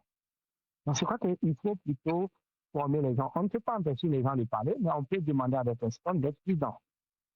Si ce que vous demandez, il y a des hommes politiques aussi qui parlent aussi des prophètes, qui parlent en leur faveur sur les réseaux sociaux. Bon, on ne doit pas entrer dans ce détail, mais bon, c'est pas le cas. Voici un peu ce que je peux vous dire. Oui, encore une fois, merci. Je vois qu'il y a encore une main levée. Ça sera la dernière question. Je vous laisse la parole, Monsieur Thierry Bellinga. Merci bien. Ok, j'espère que vous m'entendez. Très bien. C'est parfait? Oui, c'est bon. Allez-y. Super. Très bien. Donc, moi, c'est Thierry Bellinga depuis Montréal. Voilà. Merci pour les organisateurs de cette masterclass. Merci, professeur Elomon, pour votre brillante présentation. Dans le fond, j'ai 3 questions. Donc, je vais commencer, je crois, par ce qui m'est venu à cœur quand j'ai vu le thème. Alors, vous avez annoncé le thème l'éthique chrétienne et l'éthique chrétienne dans la construction d'une identité nationale. J'espère que je me suis pas trop tordu. Bon, voilà. Donc, je vais savoir, est-ce que le but de Jésus-Christ, c'était de faire des nations, et quand je parle de nations ici, je fais vraiment allusion à des États comme le Canada, États-Unis, Belgique, Cameroun. Est-ce que le but de Christ, c'était de faire de ces États des lieux géographiques où on retrouve essentiellement son identité? Est-ce que quand Jésus dit dans Matthieu chapitre 28, verset 19, allez, faites de toutes les nations des disciples, est-ce que le but, c'est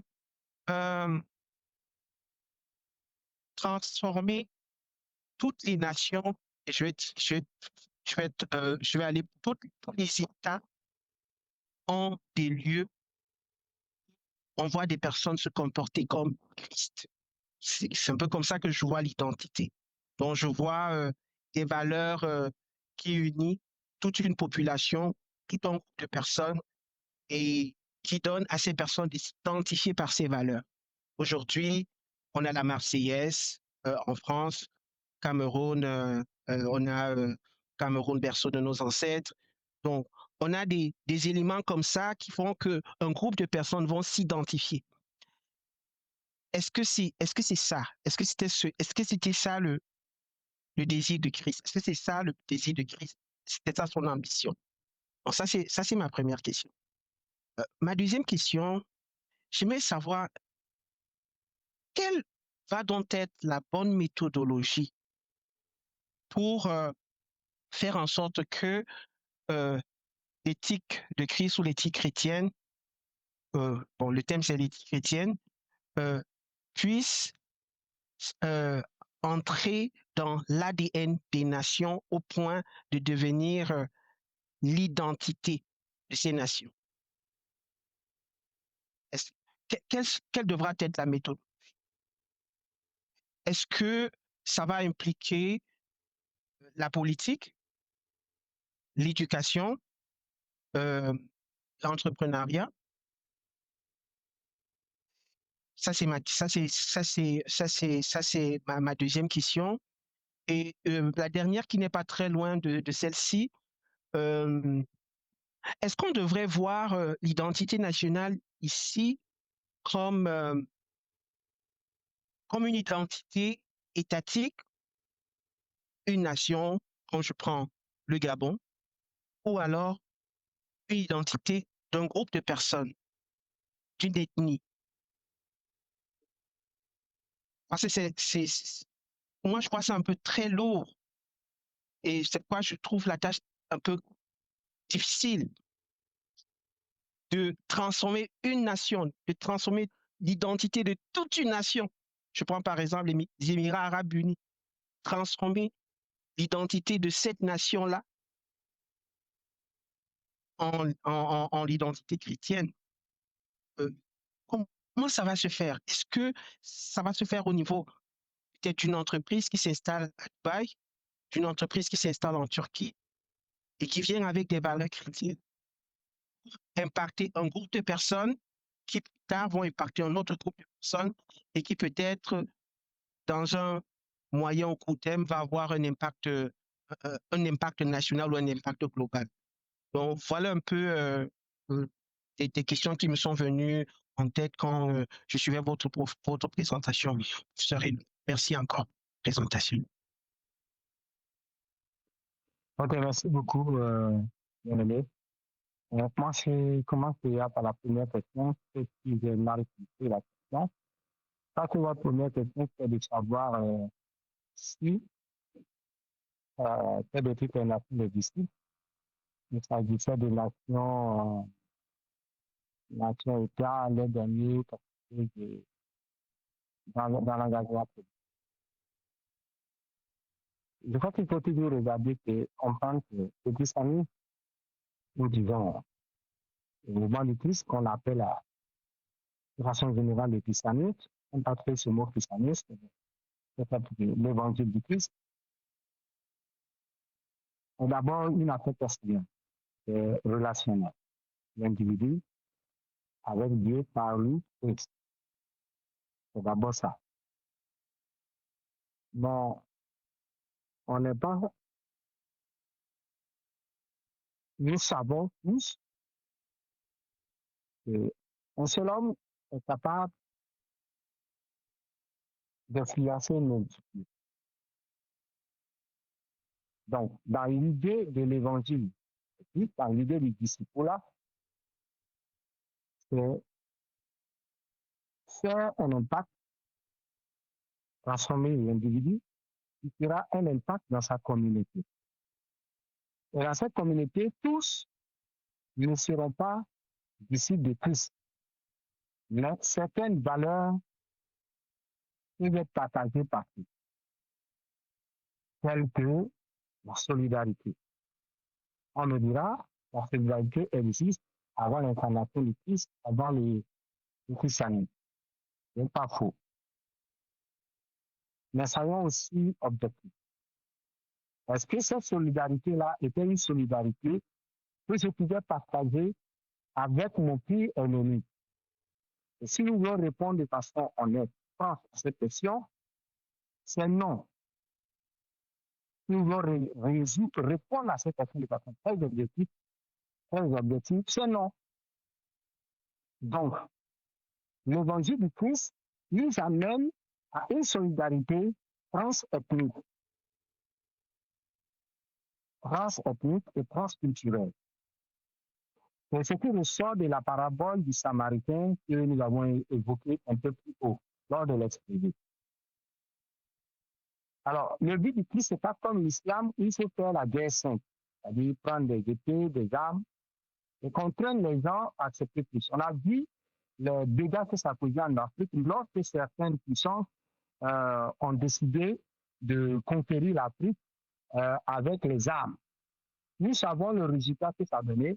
Ça n'a pas du tout donné un bon résultat.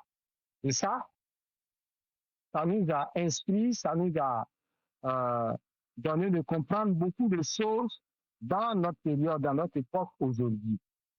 Et d'ailleurs, nous devons marcher dans cette voie. Il n'est pas un disciple-là de proximité. Parce que les futurs gouverneurs de demain sont ceux que nous avons dans nos églises à l'école de dimanche, c'est eux que nous avons dans les groupes musicales, c'est eux que nous avons chorales, c'est eux que nous avons dans les services d'ordre. Ce sont eux. Parce que vous n'exercez pas de vos responsabilités civiques. Être chrétien ne vous exempte pas de votre responsabilité patriotique.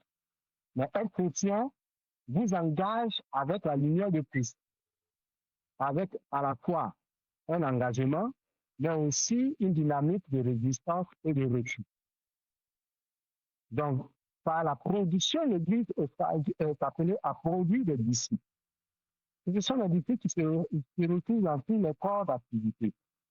C'est eux qui sont chargés comme les seuls d'apporter la lumière de Christ, les méthodes, telles que l'honnêteté, l'intégrité, le travail bien fait, etc., dans ces différents mouvements-là pour les transformer. Et c'est ainsi que la transformation va passer.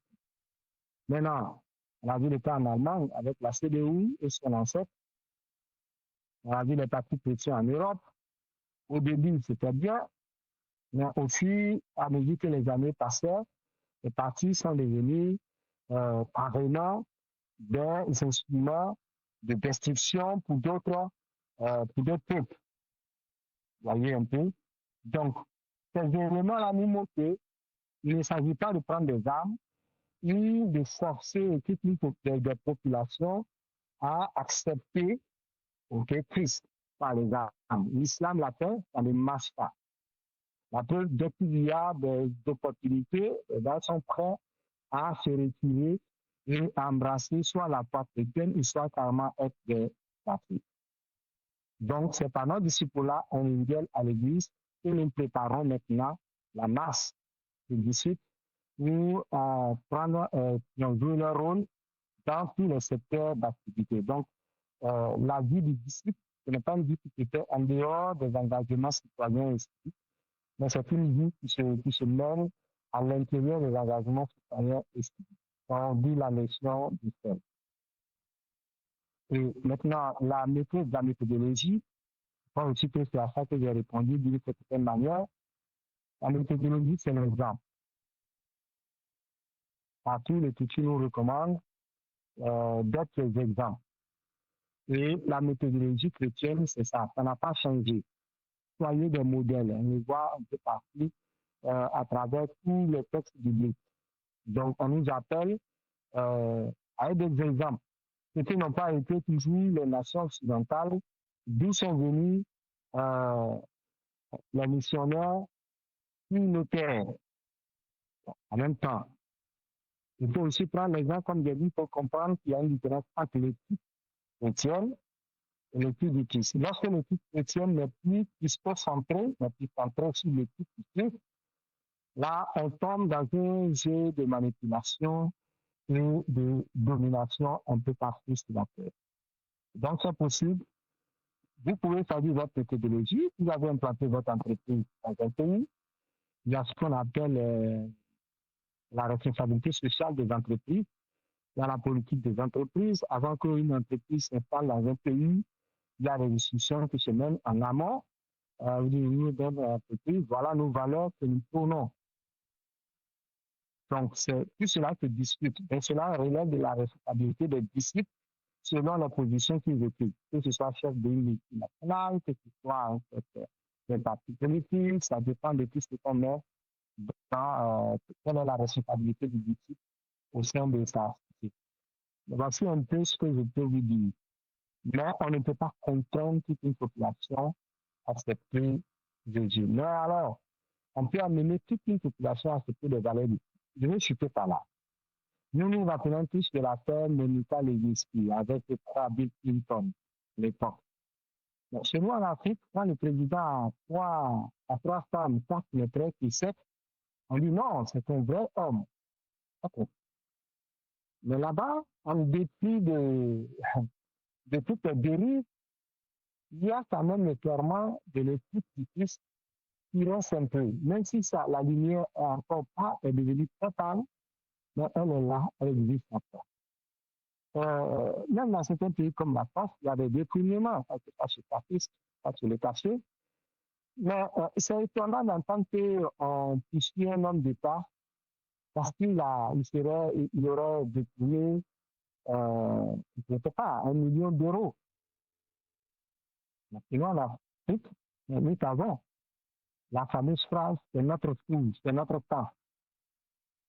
Et quand tu fais un homme d'être un piège, on te dit, mais toi, tu es bête, tu n'es pas sérieux. Les autres qui sont arrivés là-bas, voici ce qu'ils ont fait, ils ont fait, tel ministre, il a tranquille, tel hôpital, ça s'arrête. Mais est-ce que le ministre a permis de construire une maternité qui sont propres? C'est une question qu'on ne se pose pas. Donc, même en Occident, quand nous décrions, il y a encore quelques braises de cette éthique. Sur le continent, ça existe, on a des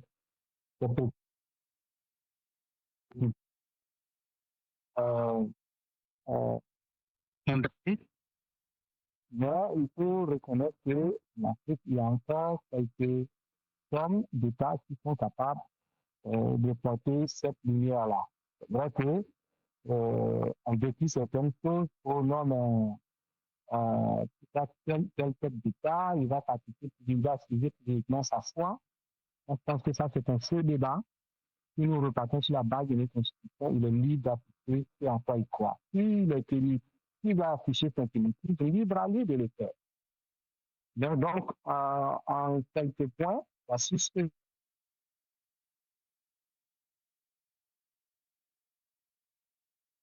nous, qui on a fait, qui c'est un homme bien, un homme fort. Donc, il faut quelque part que nous aussi les plus. Maintenant, parlons d'autres États, je le demanderai peut-être en Arabie Saoudite ou en Inde ou en Chine. Il y a ces parties qui se sont développées, mais ce que beaucoup ignorent, c'est qu'il y a aussi l'influence missionnaire protestante. Après que la Chine était en guerre contre elle-même, je à l'intérieur, pour plusieurs raisons. Les clans, les différents groupes qui s'affrontaient. Donc, ce sont des questions réelles. Le type du Christ, c'est là, le c'était pas.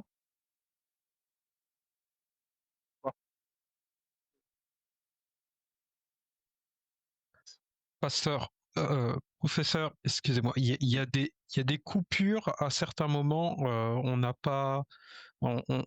pas pu entendre l'entièreté du propos. Si vous pouvez répéter peut-être à la phrase juste avant, parce qu'on n'a pas tout entendu. Je ne vous entends plus. Ah, 1, 2, 1, 2, vous ne m'entendez plus? Je vous entends maintenant. Ok, oui, je disais qu'il y a eu quelques coupures à la fin dans votre dernière phrase. Si vous pouvez peut-être la répéter. Et puis, comme on approche vraiment de la fin, on va bientôt clôturer. Je disais tout simplement que la méthodologie varie pas. Si les chefs d'une entreprise, il y a ce qu'on appelle la responsabilité sociale ou établissant en temps des expressions qui varient. Voilà, moi je viens avec une entreprise parce que telle valeur que je prône. C'est pas forcément bien de dire Jean 3 verset 10 habite ici, Jean Romain chapitre 2 verset 19 habite ici. Non, mais je peux tirer les valeurs qui sont dedans. Donc, c'est peut-être que même l'Occident que nous considérons comme profondément dépravés, continue de garder certains éléments de l'étude du Christ, et même en Chine, tout comme en Inde. Donc, on n'a pas le temps de parler de ça.